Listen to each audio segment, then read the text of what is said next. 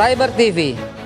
Inilah saluran pemersatu bangsa yang menyatukan semua elemen, semua anak bangsa.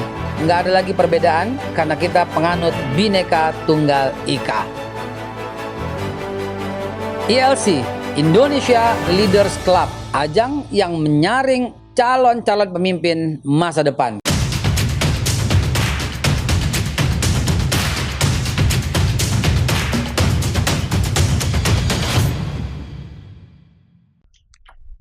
Selamat pagi, selamat siang, selamat sore, salam sejahtera buat kita semua dan Assalamualaikum warahmatullahi wabarakatuh. Waalaikumsalam. Saya ucapkan semua salam karena acara kita ini ditonton terus dari pagi hari. Ada yang lagi buka siang, ada yang buka sore.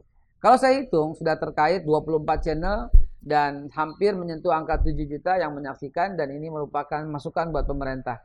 Kenapa acaranya disebut ILC? Mirip-mirip sama Bang Karni karena ILC itu Indonesia Leaders Club. Begitu. Jadi kita menyaring calon-calon pemimpin masa depan. Ya. Dan tokoh perubahan kita kali ini karena topiknya change or die. Kita mesti berubah atau kita semua mati sama-sama. Change. Yuk kita berubah or die atau kita mati sama-sama. Saya bakal berubah. Semua bakal berubah dan kita lihat pemerintah mudah-mudahan menuju perbaikan.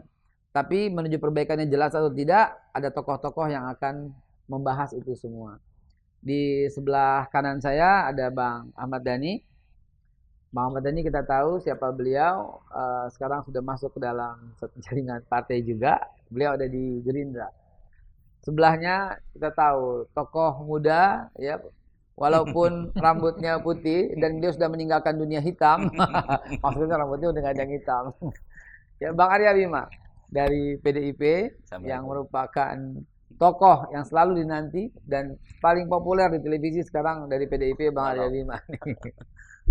Satu yang merupakan kalau buat saya sih bintang karena kata-katanya berani, nggak pakai tedeng-aling-aling. Top, ya mantap. Ibu Irma Chaniago ya. Dari Nasdem yang merupakan selalu jadi andalan ya di acara televisi. Namun saya akan mengawali karena saya sebutkan tadi Pak Ahmad Dhani, saya mau mengawali dengan Bang Ahmad Dhani. Dhani. Historis ya, ya. Ya nomor satu gini, saya dari dulu selalu berangan-angan gitu ya, apakah we are on the right track? Seperti sebenarnya kasus acara ini kan sebenarnya kan itu change or die. Are we on the right track? Nah itu sebenarnya yang harus dirumuskan oleh pemerintah pimpinan Pak Jokowi di 2014 sampai 2019. Sampai 2019 itu are we in the right track? Banyak contoh-contoh yang sebenarnya bisa diambil apakah nanti di 2004 ke 2029 ini akan lebih buruk atau lebih baik gitu ya. Misalnya waktu 2019 Pilkada dan Pilpres bareng. Kan itu kan banyak korban. PPS dan lain-lain banyak meninggal, ratusan. Jumlahnya konon sampai 800. Sampai menyentuh angka 800. Nah, itu apakah are we on the right track? Seperti itu. Ternyata kan pemerintah kan tidak mengevaluasi. Buktinya kan tetap ngotot 2024 bareng lagi kan. Nah, apakah itu sudah dipikirkan dengan matang atau tidak saya nggak tahu. Nah, terus yang kita harus perhatikan lagi karena sekarang ini pandemi, jadi kadang-kadang bisa menjadi banyak alasan beberapa kegagalan pemerintah karena pandemi. Tapi kalau kita ngomong 2014-2019,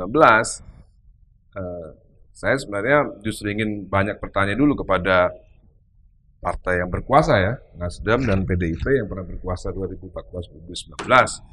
Are we in the right track? Nah itu saya butuh masukan dulu. Saya nggak mau memberikan kritikan yang tajam dulu seperti Bang Rocky gitu nanti. Mbak Irma nanti langsung merengut gitu kan.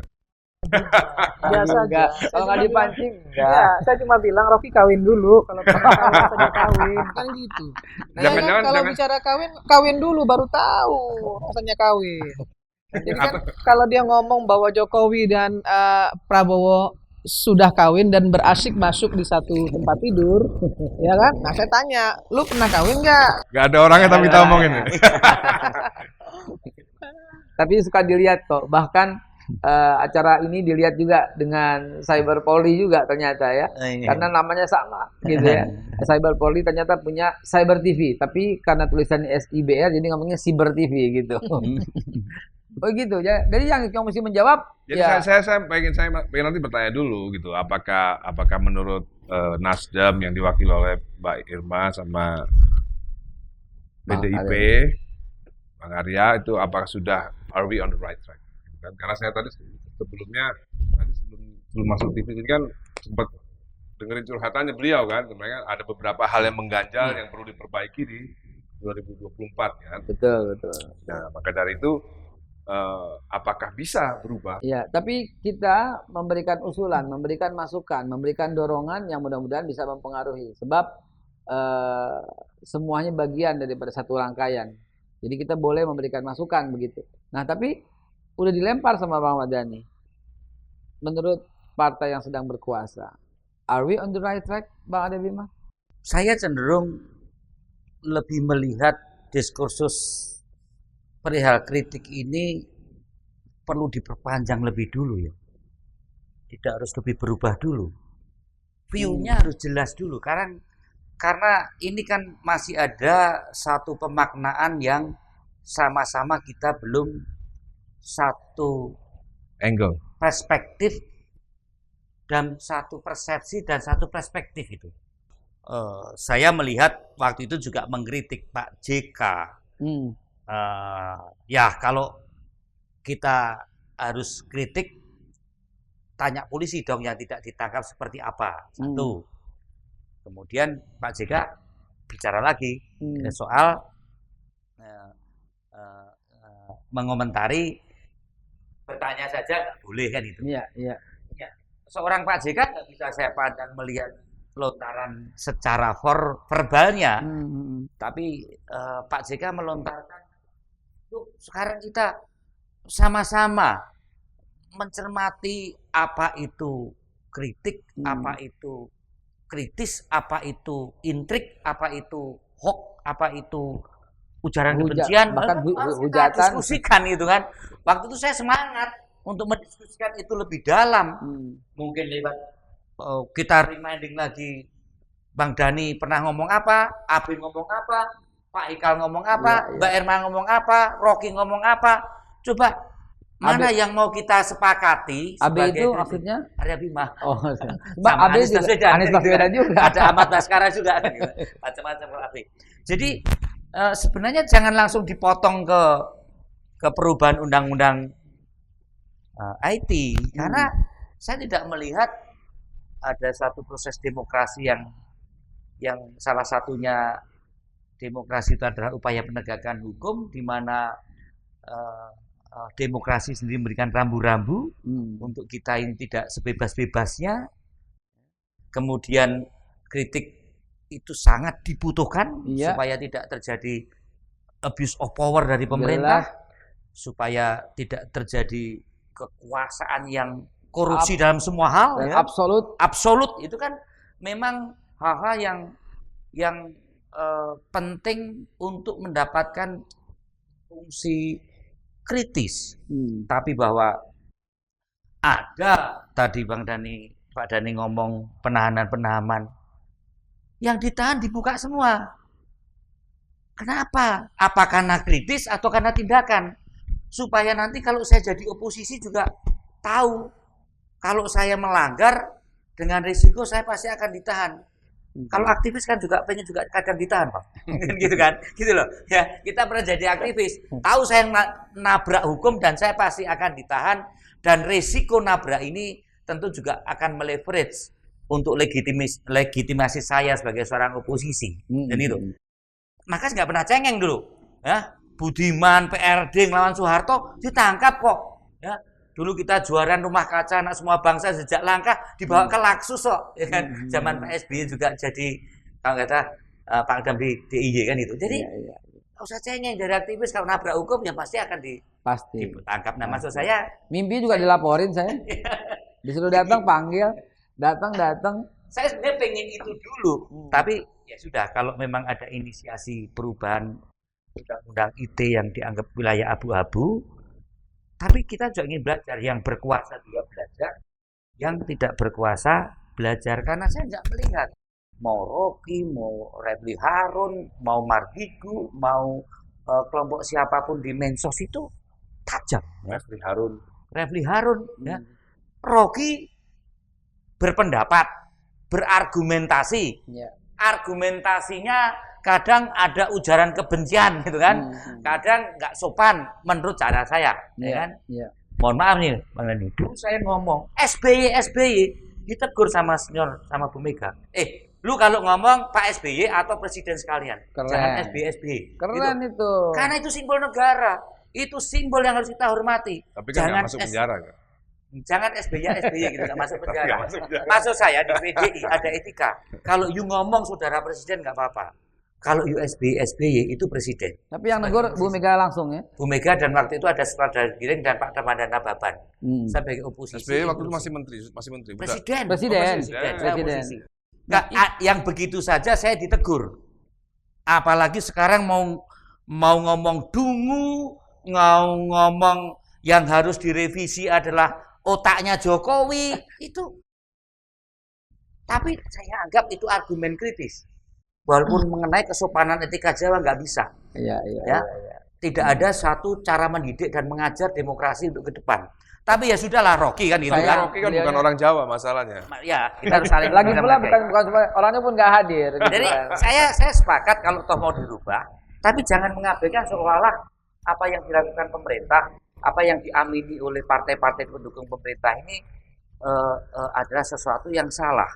Karena terus terang Bang Ekal, 2014 ya Pak Ekal, 2019 kami juga diajar habis. PD, Bu Mega di PKI kan, dikriminalisasikan, dianti ulamakan, dianti pesantrenkan. Itu juga sesuatu yang saya anggap dinamika yang saya anggap salah, tapi itu kejadian. Tapi kalau udah sampai ke sana, saya malah berpendapat, walaupun moderator berpendapat, Undang-Undang ITE itu ya jangan sampai dirubah ke sana. Kalau sampai dirubah semua, itu bakal kebablasan. Justru adanya itu kan untuk ngerem hal-hal yang seperti itu. Ya, Bu Irma tadi sebelum mulai kita sempat singgung sedikit kan. Kalau umpamanya nggak ada etikanya, ya berantakan. Justru harus ada etikanya supaya tertib lah, supaya ada kesopanannya gitu. Gimana tadi yang kita ngomongin, coba diungkapkan lagi, diperluas lagi, diperdalam lagi. Saya sering menyampaikan jangan memanggil saudaramu dengan sebutan yang buruk. Bahkan dalam Al-Quran juga dikatakan demikian gitu kan. Tapi realitas sekarang, saya salah dikit langsung dipanggil kadrun. Saya kasih tahu. Kadrun itu kadal gurun gitu saya kan. pernah juga Sementara ada yang ngatain kalau kamu tuh kampret, kalau kamu tuh cebong. Nah, ayo kita rame-rame berubah. Hentikan narasi dan Bang Haikal tahu. Saya datang ke kampung saya di Sumatera Barat di Maninjau itu. Begitu saya turun dari bandara, saya sudah dikatain anak durhaka. Ya, pulang kampung anak durhaka. Dibilang anak durhaka karena mereka bilang nggak ada orang Sumatera Barat itu mendukung Jokowi. Begitu saya turun tuh saya dilihatin dari kaki sampai kepala ke kaki.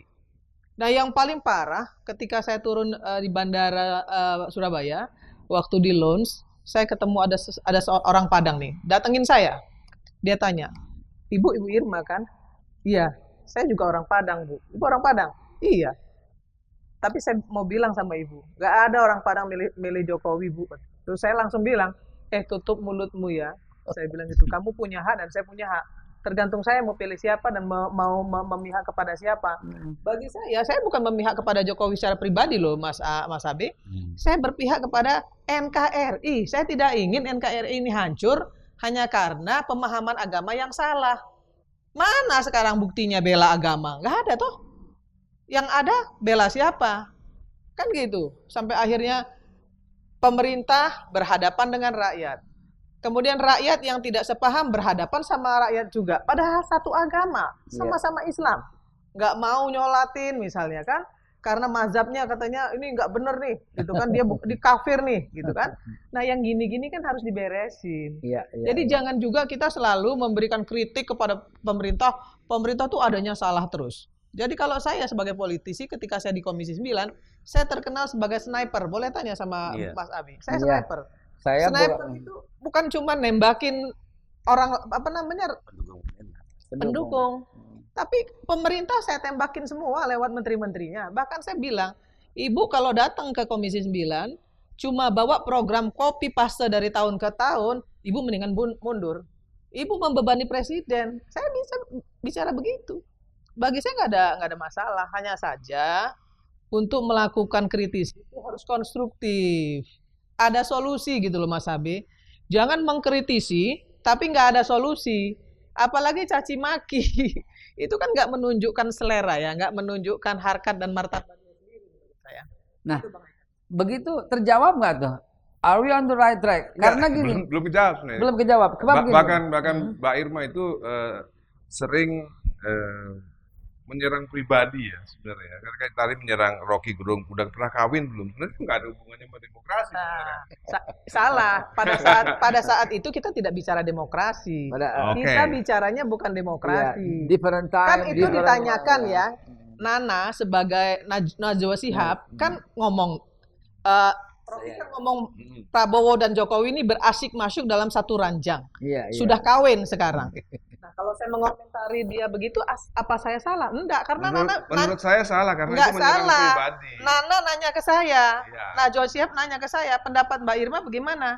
Loh, sekarang Rocky ngomongin Jokowi sama Prabowo tuh pribadi nggak menurut Anda? Ya enggak dong, itu kan dalam konteks. Nah, ini dia. Kalau cuma berpikiran untuk diri sendiri, nggak pernah melihat bagaimana luasnya politik Indonesia ini ya, begitu. Enggak dong, kalau tanya Rocky Gerung udah nikah apa belum itu kan itu menyerang pribadi. Yang bisa menjawab. Ya enggak juga.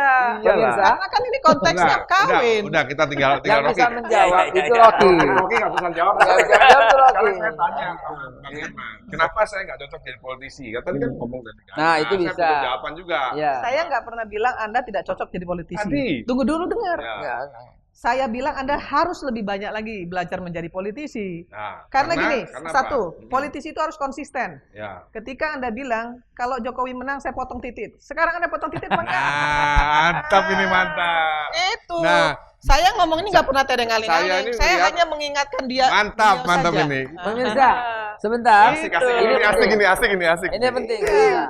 Banyak sekali informasi yang separuh. Yang kita lihat di meja ini dari orang-orang yang sangat kita hormati. Bahkan tadi saya merasa ingin menanggapi ketika kasus yang memilih Pak Ahok Muslim jangan disolatkan, itu saya penasaran banget, saya datengin dan ternyata kejadiannya tidak begitu. Dan inilah korban daripada informasi yang separuh. Pada tahun 1999 saya mengajukan disertasi saya yang pertama. Judulnya adalah Keberpihakan Media Massa dan Peranannya dalam Menciptakan Peluang Disintegrasi Bangsa. Pada waktu itu saya ditolak, ya, kemudian saya mengganti judul yang lain. Ya. Tapi lihat, di tahun itu sudah mulai disintegrasi karena keberpihakan media massa. Dan Bu Irma dan Bang Arya Bima, Bang Ahmad Dhani, Mas Kapitra, hari ini harus kita tuntaskan itu supaya tidak berlarut-larut. Kita rehat sejenak, kita lanjutin lagi sebentar lagi sampai potong titik. Potong titik. Cyber TV. Inilah saluran pemersatu bangsa yang menyatukan semua elemen, semua anak bangsa. Nggak ada lagi perbedaan karena kita penganut Bhinneka Tunggal Ika. ILC, Indonesia Leaders Club, ajang yang menyaring calon-calon pemimpin masa depan.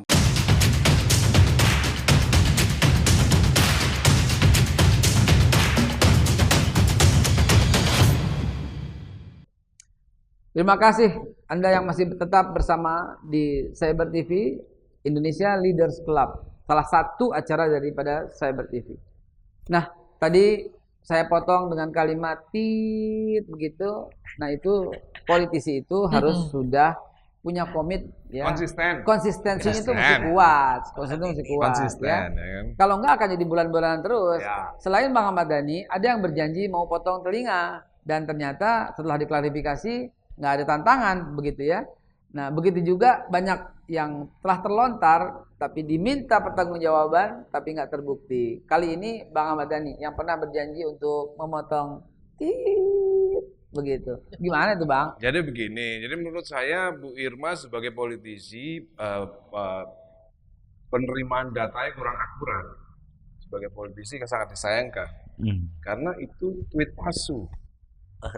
Bang Bima Arya. Bang Arya Bima ya Pak? Arya Bima. AB. Itu beredar luas gimana palsu? Nah, asik kan? Iya dong? Asik kan? Iya, itu beredar luas. Jadi nggak mungkin gini, juga Bu dibilang Irma, palsu. Bu Irma saya jelaskan. Saya datang ke Dewan Pers. Saat itu juga saya datang, saya laporkan ini ada tweet palsu, tapi hampir semua media memberitakan itu. Jadi seperti yang bilang tadi, media massa, terutama yang mainstream, juga punya peranan penting dalam memecah belah. Harusnya kan media massa itu ngelihat ini tweet palsu atau tweet asli. Kalau tweet asli saya itu 2,5 juta. Twitter saya itu followernya 2,5 juta. 2,5 juta. Itu bukan Twitter saya. Karena yang ditulis itu Dani Ahmad Prasetyo huruf besar semua, I-nya itu L kecil. Kan wartawan kan bisa lihat sebenarnya kan bisa lihat ininya, followernya. Kalau followernya 2,5 juta, itu tweet saya. Itu bukan tweet saya, Pak. Iya, kalau saya nggak jelas, berarti wartawannya yang nggak jelas. Karena seluruh media menyampaikan itu. Media nah, pun, karena media menyampaikan itu, maka kemudian saya tuntut, kan gitu. Iya. Kayak saya sudah datang ke Dewan Pers. Saya sudah datang ke Dewan Pers, ya. Nggak ke polisi, Bang Ahmad Dhani? Itu salahnya saya. Waktu itu saya nggak paham soal ITE. Ini sebenarnya elektronik ini sebenarnya. Saya pikir ini selesai.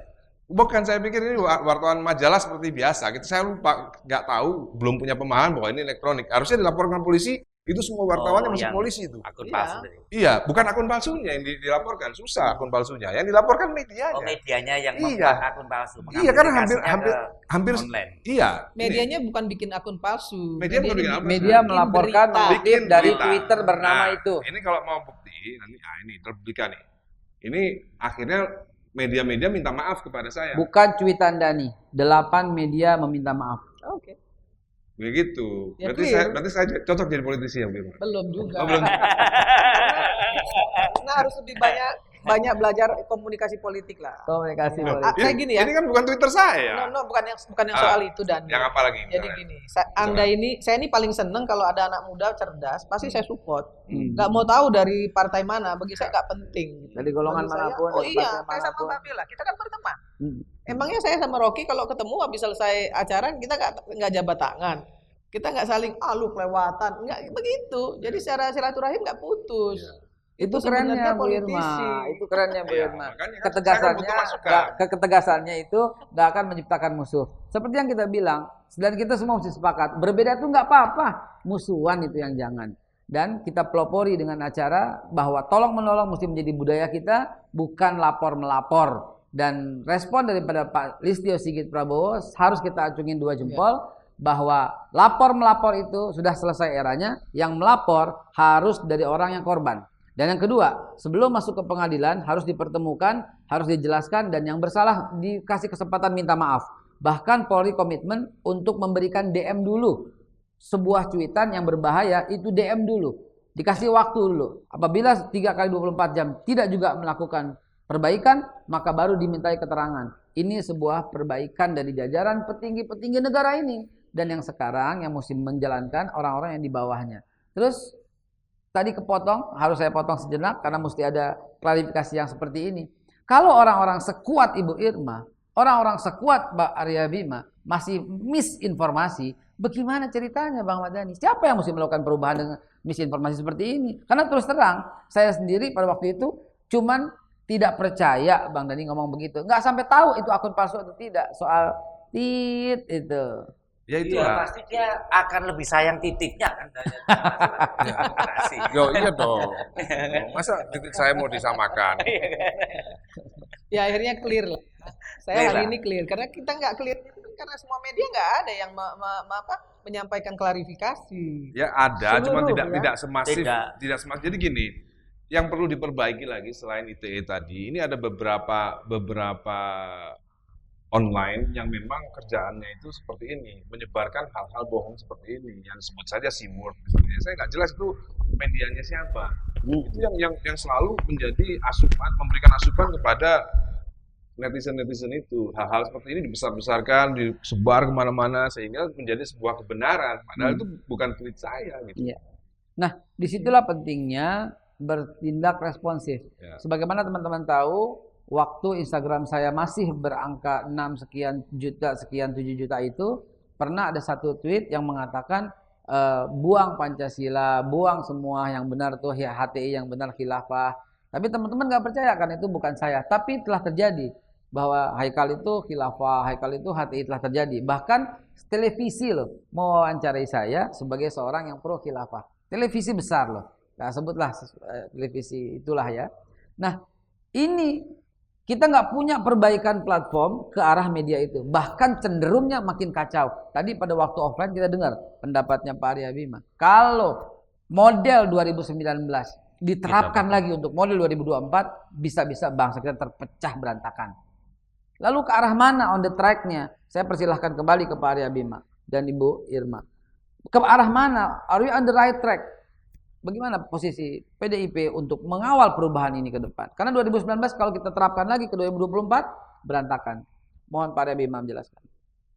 Iya, kita kembali pada tujuan kita hidup bersama. Pancasila itu adalah ideologi pemersatu, kan gitu. Berarti kita nggak bersatu kan sebenarnya.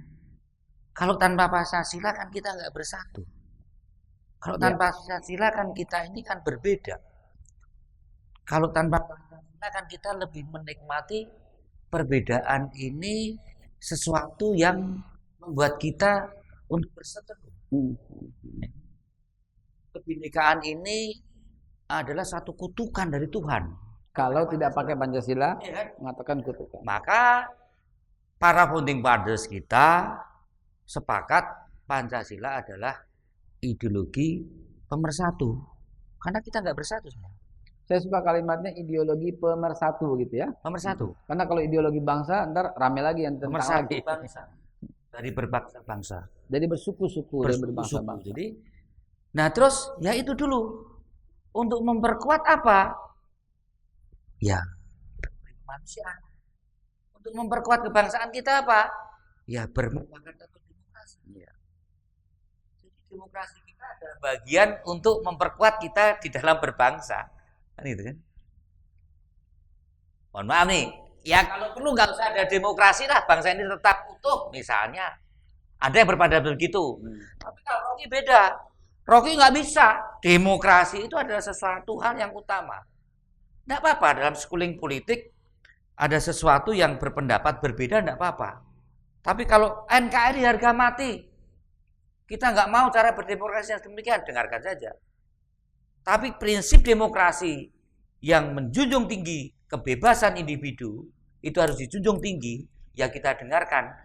Ini kan bangsa yang kita 75 tahun, kita juga baru cari-cari demokrasi yang pas, yang cocok, yang dari Sabang sampai Merauke, yang Miangas sampai Rote ini cocok.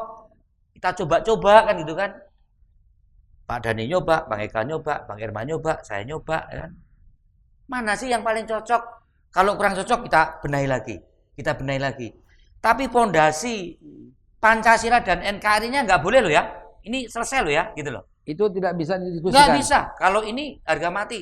Bahkan tadi kalau perlu demokrasi nggak ada, yang penting ekstrimnya Bang. Saya misalnya. Misalnya. Ekstrimnya lah. Daripada kita baru buka-buka demokrasi gini, baru coba-coba. Berarti itu menutup kemungkinan itu ya, Eka Sila Trisila juga udah tertutup berarti itu ya. Eka Sila Trisila itu nanti beda konteksnya. Itu hanya cara menyampaikan. Cara penyampaian. Cara menyampaikan. Juga 1 Juni, 18 Agustus juga berbeda konteksnya ya. 1 Juni itu belum ada negara, Pak. Belum ada negara. Belum ada pemerintahan, belum ada umat, belum ada rakyat. Itu hanya kita kumpul gini. Kumpul-kumpul. Bikin dasar negara apa yuk. Itu belum ada negara. Tapi kalau 18 Agustus sudah. Sudah. Itu. Baik, Nah, baik. jadi saya melihat bahwa itu menjadi ideologi negara, kita sepakat. Pancasila. Nah, ini statis, Bang. Ini tidak bisa dirubah. Tetapi working ideologi, kreatif ideologi, smart ideologi yang memberikan tantangan bangsa. Zamannya saya, Pak Dhani, Pak Haikal, Mbak Irma dengan para founding fathers dulu beda. Jelas. Yang berat itu kita ini karena kita harus mencari formulasi ideologi yang kontemporer, tetapi tidak merusak. Nah, Kalau saya gesekan sama Bang Dani, sama Mbak Erma, sama Ekal, ya gesekan saja, nggak usah musuhan. Nggak usah musuhan. Gesekannya aja. Ini ada HTI, ada FPI yang kita anggap tidak, Pak Bang Ekal masih merasa iya. Loh, nggak apa-apa, asal nggak ngancurin ini gitu. Diskusi. Sementara Jadi kalau FPI dibubarkan, HTI dibubarkan, nggak boleh musuhan, ya kan? iya, kita nggak usah musuhan. Nggak usah musuhan. Sama halnya PKI kita bubarkan, tapi Bisa anggota sampai PKI kan temporary. jangan dimusuhi, Pak. Harus diajak. Kalau saya mengumpulkan anggota DITII, anggota PKI, anggota PRRI dalam suatu rumah kebangsaan di PDI, cara PDI. Ya. Jadi putranya DITII ya dan putranya PKI dan putranya pahlawan revolusi dalam satu rumah kebangsaan, gimana enaknya ke depan? Tapi ada nggak anggota FPI yang masuk PDIP? Loh banyak yang aliran-alirannya kan ada. Oh, alirannya aja. Alirannya ada. Jadi Tapi FPI bukan aliran ya, Pak, ya organisasi. FPI kan baru kemarin setelah dibubarkan ini paling banyak masuk kita ke PDI. Itu bocoran berarti ya. Ya. Ada mantan FPI yang masuk ke PDIP. Saya kira Kapitra bukan FPI. Kapitra bukan. Bukan. Kapitra berbau dikit lah. Ya, Orang maksudnya yang gini, Bang. simpati dengan Maksud Habib saya, Rizik itu Kapitra. Intinya bahwa gini loh, kita yang tadi saya udah ngomong kan. Tapi intinya bahwa jangan sampai kebenaran yang kami di nasionalis yang lebih progresif dari cara pandang yang dianggap sekuler itu tidak melihat bagian agama yang harus kita perhatikan, Bang. Kita bukan negara agama, bukan negara sekuler ya kan? Jelas. Kita adalah negara tengah. Yang seperti apa? Kalangan agamawan harus didengarkan, kalangan nasionalis harus didengarkan seperti di BPUPK, kan gitu. Muncullah formulasi ketuhanan yang Maha Esa sampai keadilan sosial. Jadi jadi bangsa ini kan bikin dasar negara itu kan apiknya gimana? Baiknya gimana? Enaknya gimana? Sejuknya gimana? Dan itu udah final. Ya, bukan menang kalahnya, Bang. Merubah Pancasila berarti merombak negara. Nggak bisa, Bang.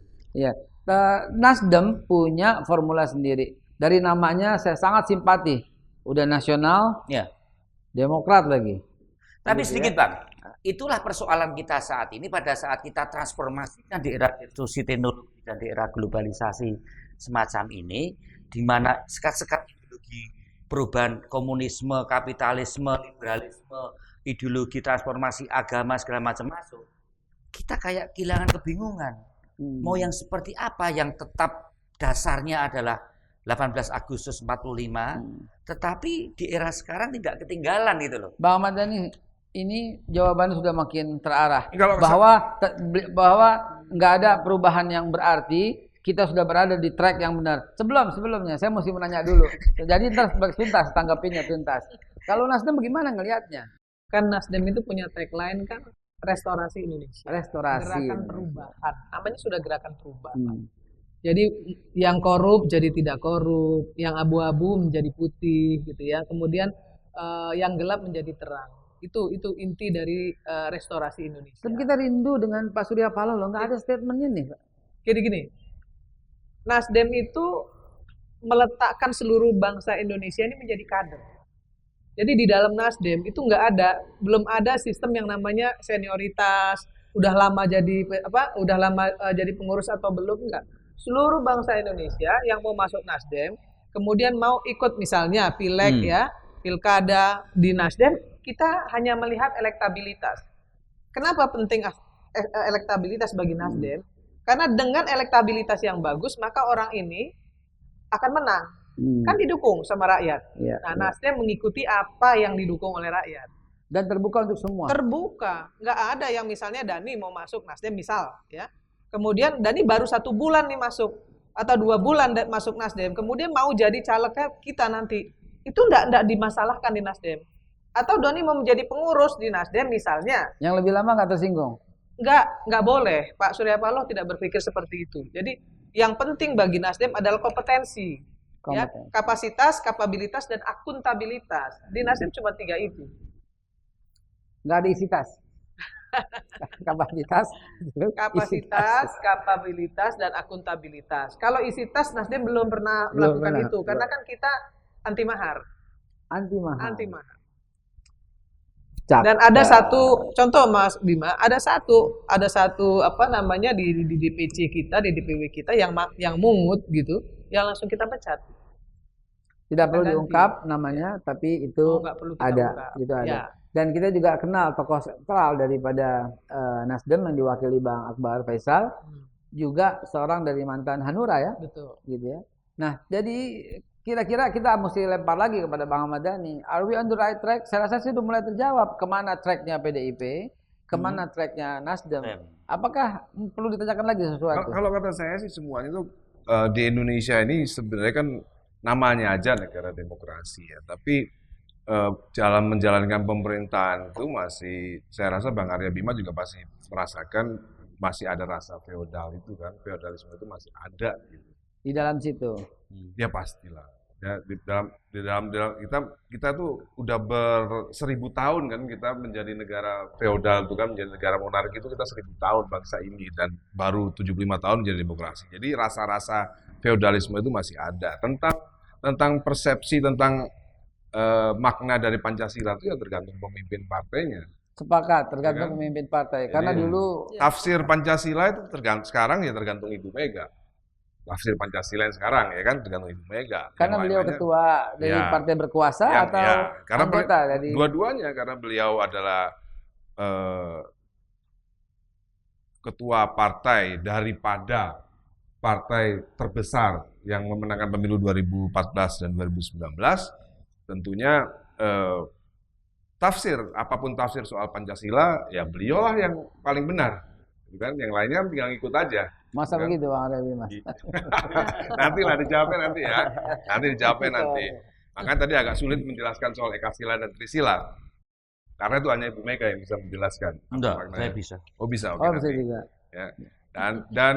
Dan saya rasa ya itu tadi mungkin ada benar juga yang dibilang Bu Irma Hmm. bahwa saya belum cocok di politik. Ya karena memang saya itu orangnya anti feodalisme.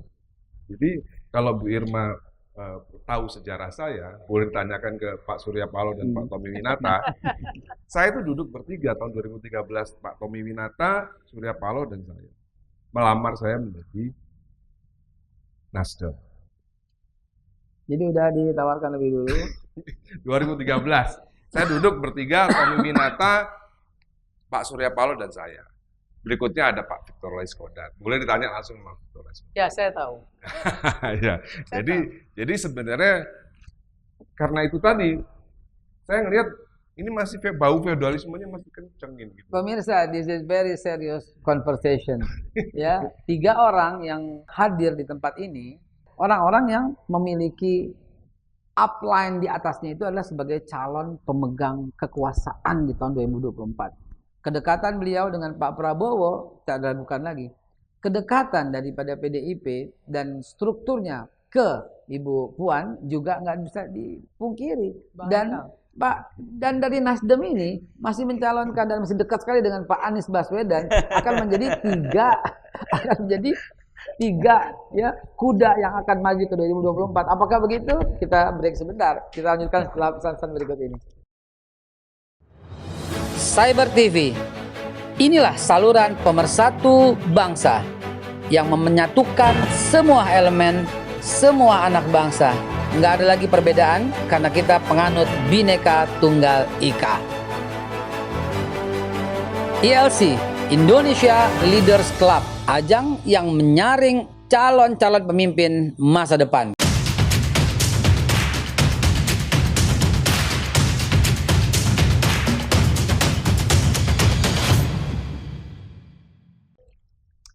Teman-teman sekalian, dimanapun Anda berada, makin seru banget ini ya, untuk menjaring, mencari, ya, mengayak calon-calon pemimpin masa depan.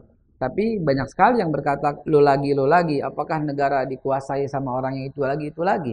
Jangan-jangan pilihan Nasdem ya, yang belum beralih ya, masih dekat Pak Surya Paloh dengan Pak Anies Baswedan, jangan-jangan mengarah ke sana. Cuma Nasdem yang bisa menjawab. Tapi Dan Bu Irma setuju. Bu Irma. Kenapa? Dari calon Nasdem, calon presiden. Kan kita mau mengadakan konvensi. Oh. Jadi Nasdem nanti hanya akan mengambil elektabilitas yang pertama, yang paling tinggi, yang kedua, yang ketiga. Pragmatis itu kan berarti. Itu baru enggak. Kalau pragmatis kan kita minta uang. Ya, Kalau enggak. kita kan bukan pragmatis, ini kan elektabilitas, Tetap patokannya keterpilihan. elektabilitas. Iya. Tingkat keterpilihan orang. Dan kita tahu Pak Bukan Anies kan pragmatis, beda. iniannya nggak ada Kalau uang. pragmatis itu orang yang karena dia bayar lebih tinggi baru kita ambil, itu pragmatis. Kalau Ya, Nasdem tapi kan semua partai juga dari survei kan. oh no, enggak juga dan enggak juga. Saya Enggak. kasih tahu ya. Ini saya kejadian waktu saya jadi Korwil, koordinator wilayah. Ini orang ini paling tinggi loh dan surveinya. Dan yang satunya ini paling rendah. Ya enggak bisa paling rendah, nomor 3 lah ya. Pilkada. Tapi kemudian banyak loh partai yang dukung ini karena apa? Duitnya lebih banyak. Dan Itu pragmatis itu namanya nah ya. itu pragmatis. Iya. Dan kami nggak terima yang begitu. Oke, jadi gimana ke arahnya? Apakah on the right track? Apakah Ya, begini, tidak ada pemerintah yang mulus ya, yang bagus, yang 100% tidak punya kesalahan tuh nggak ada. Ya, saya juga orang yang tidak suka, boleh dilihat di pic saya nggak suka kalau pemerintah itu terlalu absolut. Pasti akan jadi diktator. Pasti juga akan merugikan rakyat dengan tiraninya. Maka kemudian orang seperti Dani pun saya suka, asal jangan ngomong yang kotor-kotor gitu ya. dia nggak ngomong kotor aja di Nggak, penjara, saya kan- apalagi ngomong kotor. Enggak, ini saya kan bicara. Ya, asal kemudian juga misalnya yang lain gitu ya, tidak caci maki, tapi justru mengkritisi secara konstruktif. Bagi saya lebih menghargai orang seperti itu. Karena apa? Karena ada jiwa, ada sense of belonging terhadap negara ini. Iya. Nah, itu kan paling penting bagi kita semua. Sense of belonging. Bumi kita ini kan archipelago, pulau ya, pulau-pulau kita ribuan, banyak suku, banyak agama gitu. Nah, dengan Pancasila semua ini kan bisa bersatu seperti yang Mas Abe tadi sampaikan. Nah, itu loh yang menjadi mimpi kita bersama sebenarnya. Perlu digarisbawahi ya, bahwa di zaman Nabi Muhammad SAW, Al-Quran itu ada, hadis itu ada. Tapi untuk menyatukan, Nabi Muhammad membuat piagam Madinah. Itu baru yang tadi saya sebut. Ya, di sana ada suku Aus, suku Hajraj dan banyak suku. Dan pasal 1 piagam Madinah berkata, tidak ada orang yang lebih mulia kecuali dari sukunya, nggak ada. Semua itu sama.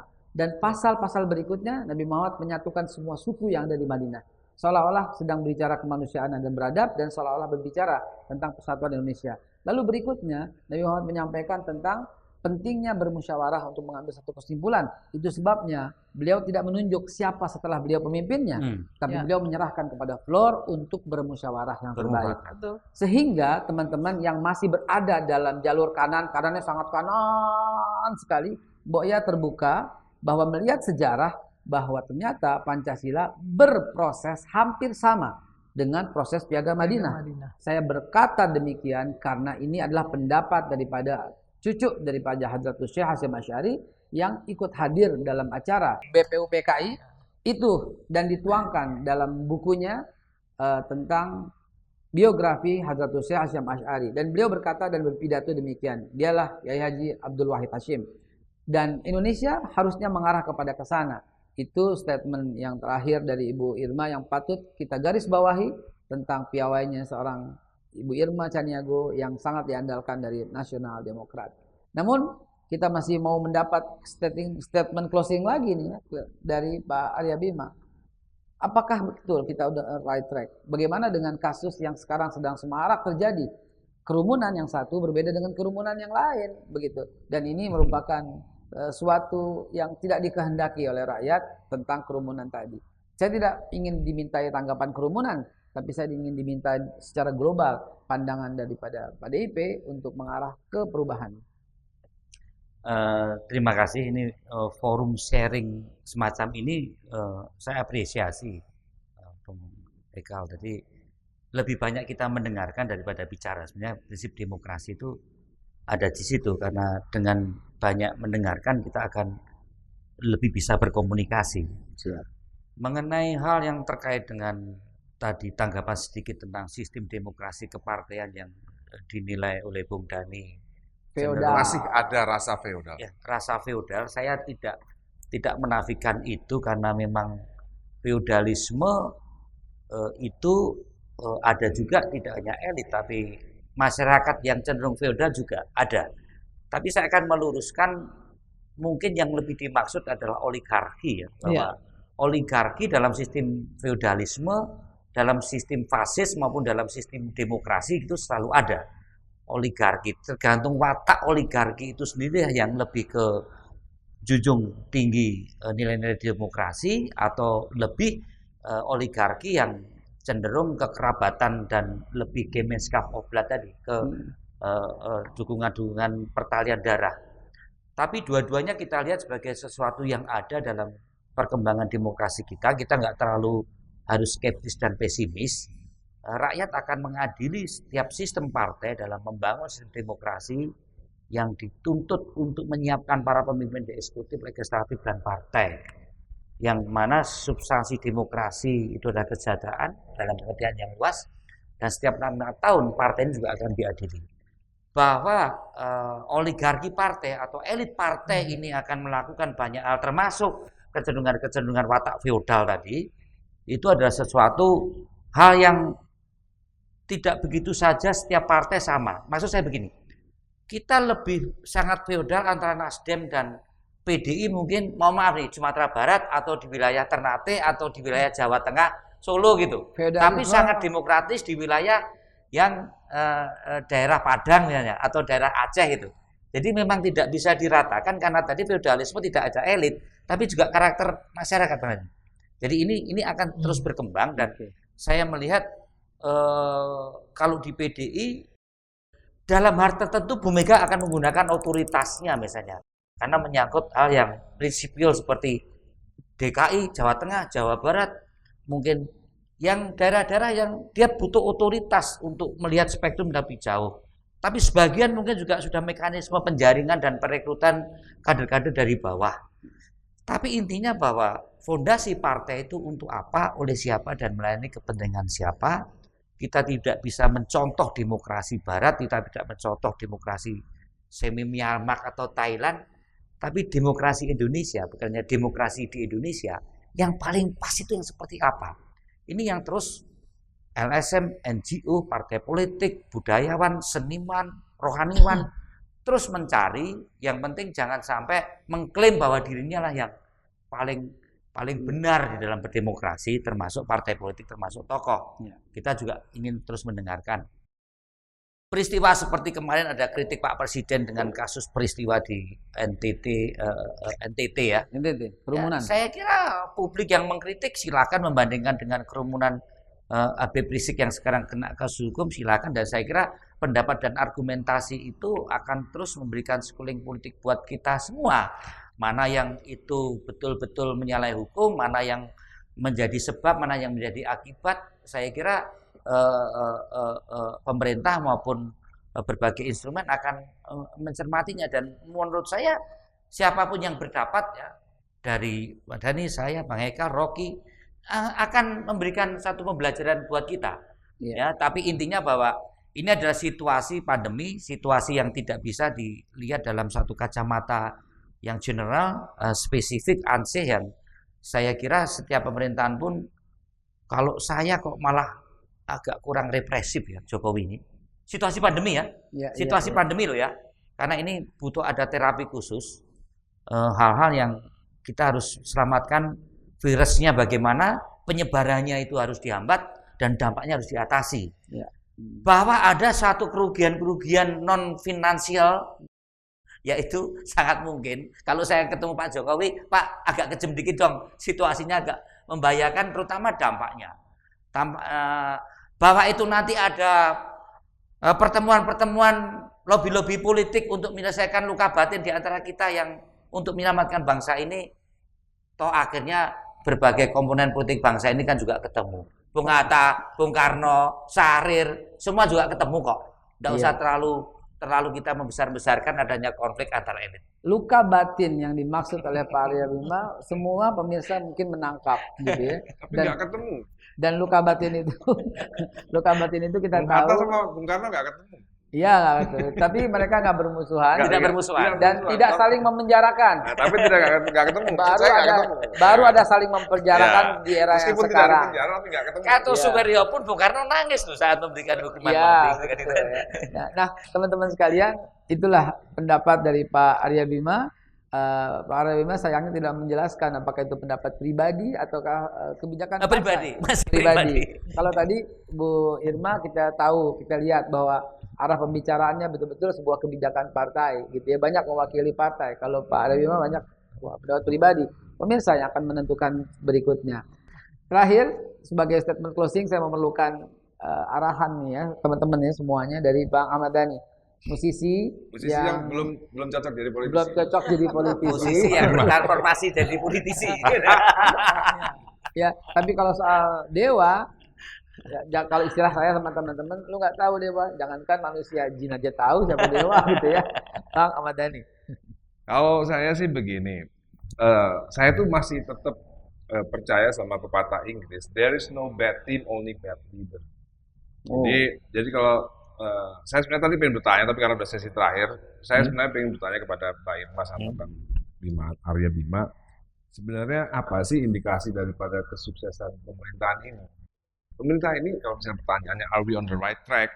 Pertanyaan berikutnya adalah, apakah pemerintah ini sukses menjalankan pemerintahan? Ya, mungkin kapan-kapan kita ketemu lagi. Ya, nah, itu indikasinya itu apa bahwa pemerintah ini sukses gitu kan? Nah, variabel-variabelnya apa? Variabel-variabelnya apa saja? Itu yang bisa diperdebatkan nanti. Itu penting. Next time kita akan ngomong lagi karena udah waktunya. Tapi kita bukan menilai itu. Yang hari ini we change or die. Dan kita lihat ada change. Maksud saya begini, ketika kita bertanya are we on the right track, lalu apakah ini sudah sukses? Nah kalau sukses ya tinggal teruskan dong. Nggak, kalau kita akhirnya punya kesimpulan ini sukses, kita teruskan, udah benar berarti yang ini. Nah pertanyaan berikutnya ada tadi, kalau misalnya kurang represif, saya tadi mengutip dalam situasi pandemi ya, yang tidak objektif untuk menggunakan seluruh variabel umum. Ya. Dan pandemi menguntungkan pemerintah.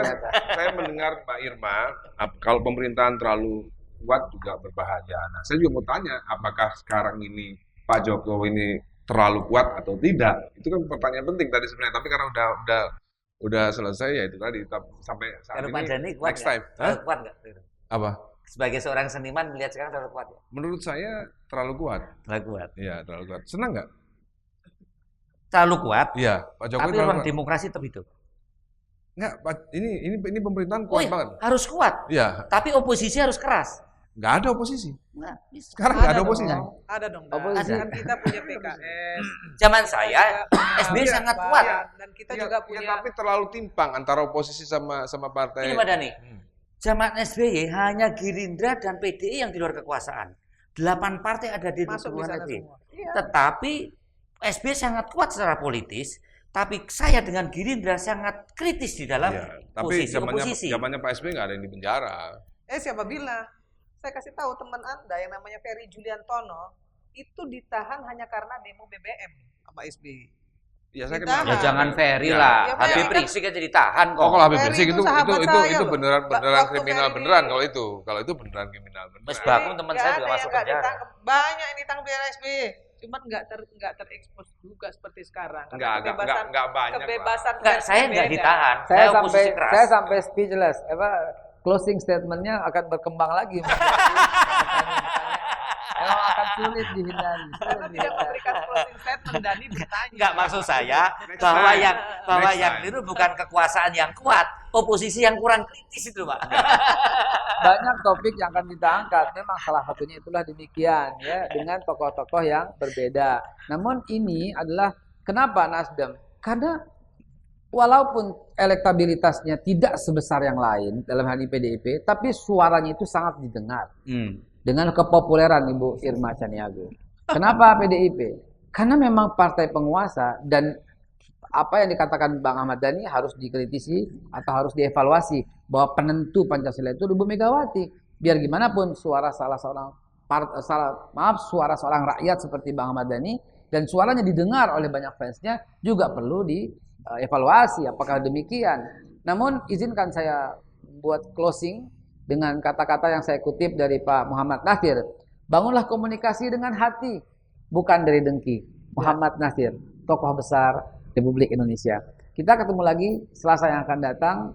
Indonesia Leaders Club selalu akan menjadi pilihan untuk Indonesia ke depan yang lebih baik dan saluran pemersatu bangsa. Ketemu lagi. Assalamualaikum. Waalaikumsalam warahmatullahi wabarakatuh. Cyber TV. Inilah saluran pemersatu bangsa yang menyatukan semua elemen, semua anak bangsa nggak ada lagi perbedaan karena kita penganut Bhinneka Tunggal Ika. ILC, Indonesia Leaders Club, ajang yang menyaring calon-calon pemimpin masa depan.